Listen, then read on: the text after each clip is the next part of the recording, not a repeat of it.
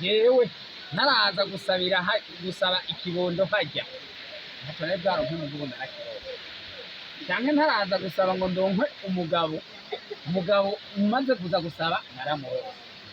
Reka umwe wese irumva bivana n'ivyo yemera, arashobora kuba yari yimirije kumuronka Imana yagomba imumuhe akaca amuronka mugabo akaca ashima ko yamuronse kubera ari hari.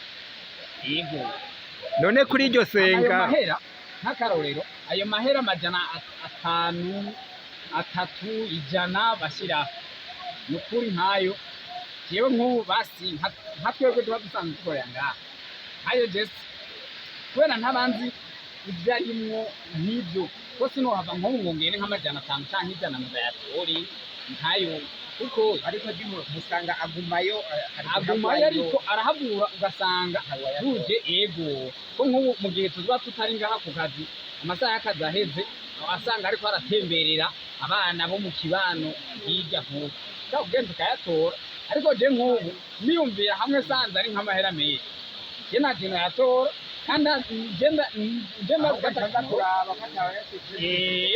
mbega none ubu baracaza gusabiraho kw'iryo buye utubariye? Yego mw'iryo senga n'ubu baracaza. Yego ahanini abaza gusenga kw'iryo buye bazanwa n'ikihe gikorwa?